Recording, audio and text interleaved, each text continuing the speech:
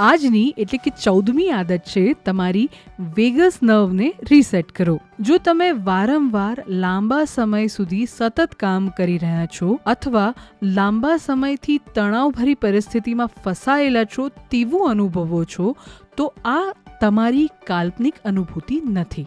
આધુનિક જીવન, સમય મર્યાદા અને સતત મળતી સૂચનાઓ, સંદેશાઓ નર્વ સિસ્ટમને કાયમ માટે એક્ટિવ રાખે છે. એક સરળ આદત સ્ટ્રેસમાં તમારા શરીરને શાંત થવામાં મદદ કરી શકે છે, જેના માટે તમારે તમારી વેગસ નર્વને એક્ટિવ કરવાની છે. વેગસ નર્વ એ શરીરની સૌથી લાંબી ક્રેનિયલ નર્વ છે. તે મગજના સ્ટેમથી માંડીને હૃદય, ફેફસા, પાચનતંત્ર અને આંતરડા સુધી ફેલાયેલી છે. આ તમારા શરીરની રીસેટ સ્વિચ છે, જે સૂવાથી માંડીને પાચન સુધીના અનેક કામ સાથે જોડાયેલી છે.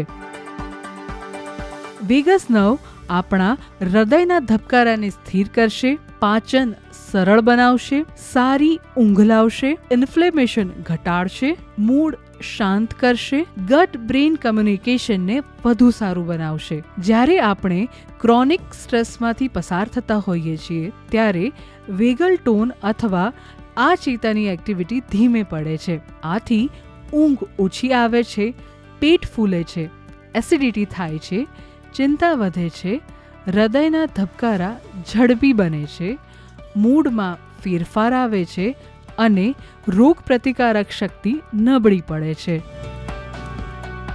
સરળ અને વિજ્ઞાન સમર્થિત ટેકનિક દ્વારા વેગસ નર્વને કુદરતી રીતે મજબૂત કરી શકાય છે. તેને એક્ટિવ કરવા માટે નિષ્ણાતો કેટલીક સલાહ આપે છે. પહેલી આદત છે ઊંડા શ્વાસ લો. 4, 7, 8 જેવી પદ્ધતિ ધીમા શ્વાસ લેવાની એક ટેકનિક છે, જેમાં 4 સેકન્ડ માટે શ્વાસ લો, 7 સેકન્ડ માટે શ્વાસને રોકી રાખો અને 8 સેકન્ડમાં શ્વાસને બહાર કાઢો. આ રીત શરીરને આરામની સ્થિતિમાં લઈ જાય છે. આ હૃદયના ધબકારા અને બ્લડ પ્રેશરને ઘટાડે છે અને સ્ટ્રેસની અસરને ઓછી કરવામાં મદદ કરે છે. બીજી આદત છે ઠંડુ પાણી. નીચું તાપમાન વેગસ નર્વને એક્ટિવ કરે છે. તમારા ચહેરા પર ઠંડુ પાણી છાંટવાથી અથવા 30 સેકન્ડનો કોલ્ડ બાથ લેવાથી વેગસ નર્વ એક્ટિવ બને છે. જો કે કાર્ડિયોવેસ્ક્યુલર સમસ્યા હોય તે લોકોએ તબીબી સલાહ લીધા વગર આ ઉપાય ન કરવો જોઈએ. ત્રીજી આદત છે હમિંગ, સિંગિંગ અથવા ગાર્ગલિંગ.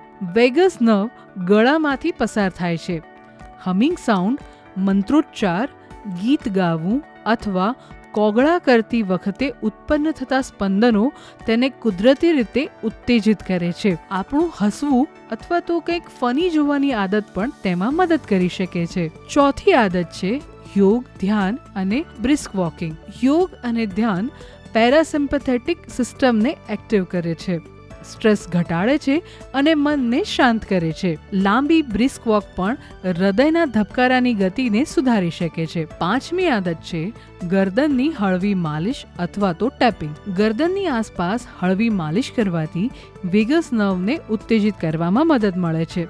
જો કે કાળજીપૂર્વક અને નિષ્ણાતોના માર્ગદર્શન હેઠળ જ આ ક્રિયા થવી જોઈએ. જો કે હવે નોન ઇન્વેસિવ વેગસ નર્વ સિમ્યુલેટર્સ પણ બજારમાં ઉપલબ્ધ છે, જેમાં સિમ્યુલેશનનો સમાવેશ થાય છે. પરંતુ આનો ઉપયોગ ફક્ત મેડિકલ પ્રોફેશનલની સલાહ લીધા પછી જ થવો જોઈએ. મોટાભાગના લોકો સતત પ્રેક્ટિસ કરીને કુદરતી પદ્ધતિઓ દ્વારા પણ સુરક્ષિત અને અસરકારક રીતે વેગસ નર્વને એક્ટિવ કરી શકે છે.